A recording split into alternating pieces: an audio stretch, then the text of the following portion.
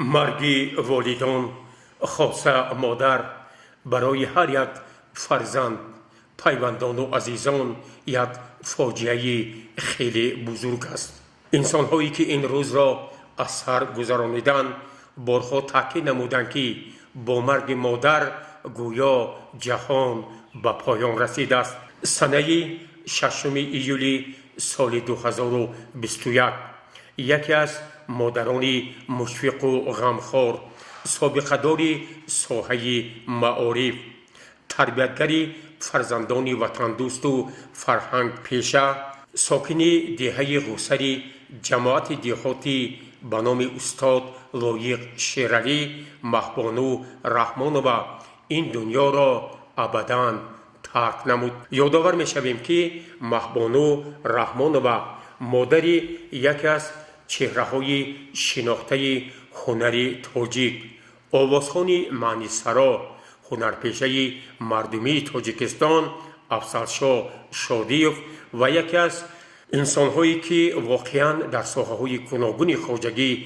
خلق کشوری عزیزمان فعالیت پرثمر داشت، سید مراد شادیف میباشند. مراسم جنازه و دفن مادر مشفق مهبانو رحمانова در مرکز جماعت دهاتی به نام استاد لایق شیرعلی دهه غوسر برگزار گردید.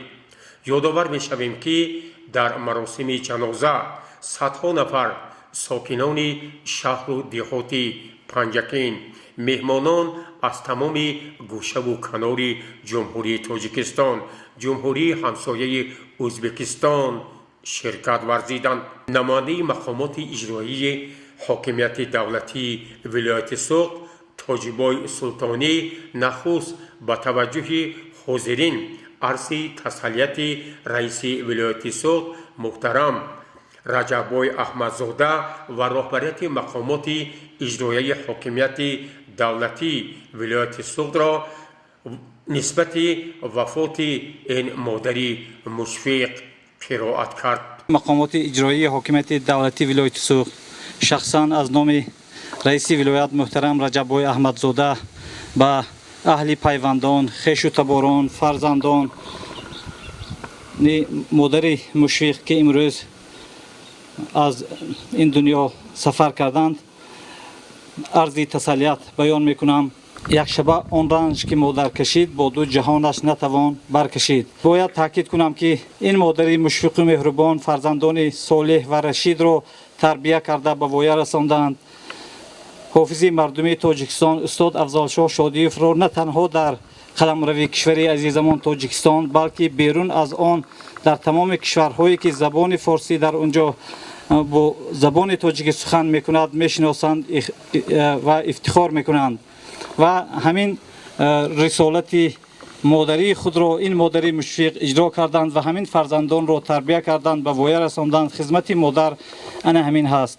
در این مراسم رئیس شهر پنجکین خالقزاده عبدالخالق اظهار نمود که واقعاً شادروان مهبانو رحمانова یکی از مادران مشفق بود که در رشد ساحه معارف، تربیت فرزندان، خاصه فرزندانی که امروز نامبردار ملت تاجیک گردیدند سهم کلان گذاشت و نام او همیشه در قلب‌ها باقی خواهد ماند.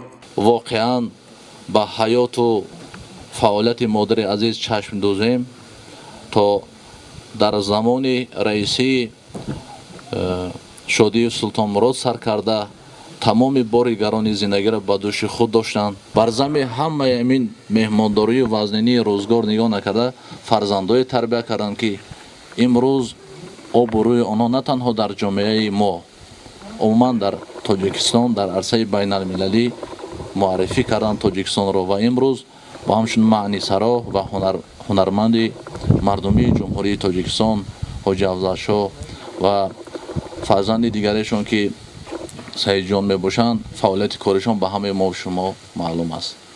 من از نام مقامات اجرایی محلی حاکمیت دولتی شهر پنجکین با اهل و پیوندان، نزدیکان همه خیشتوارانی مادر عزیز صبر جمیل میخواهم و خدا کند که جای مادر جنت باشد.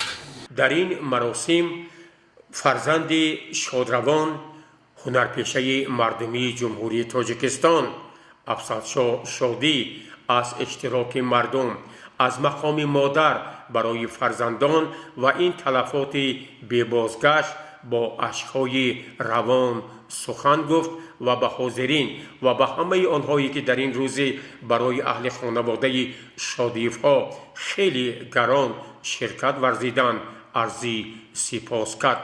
همه عزیزانی که از همه گوشه‌های تاجیکستان حرمت کرده آمدید، از همه گوشه‌های ازبکستانی برادر خیشتوار دوست آمدن، همه کاتون نوری چشم تاج سر حاجی بیبی بسیار زنی طلایی بودن، زنی که در سرشان قرآن بود، زنی که دانشی بلند انسانی داشتن، زنی که ما تربیت کردن تو دینش به فریب کرده بچه ما هم مجناس خدمتات به روزی شب و این روزی خیلی نصیب بود است که ما مادر جانم گسل میکنیم. همه کتان قدماتون نوری چشم من، الهی من تا تونم تا همه حیات بستم برای همه شما خدا اگر خواهد خدمت کنم. به همه مهمانای من، به همه دوستای من، برادرای من هزار رحمت که من حرمت کردم، مادر جان من حرمت کردم آمدیدون. روی ارواح پدر جانم، روی ارواح مادر جانم شاد باشد. همه کتان نوری چشم من، اوچه جانم جایکتون جنت شود حاجی، خدا حاجی دار در قیامت اوچه جان گورتون پرنور شود، روحکتون از من و همه ما شاد باشد. پس از خواندن نماز جنازه مرحومه را در قبرستان دهه غوسری جماعت دهاتی به نام استاد لایق شیرعلی به خاک سپاریدند.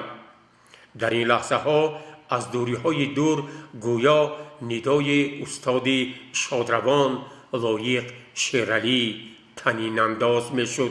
غمخوار و غم شریکان از موی سر زیادند، اما بروز سختی خالی است جای مادر.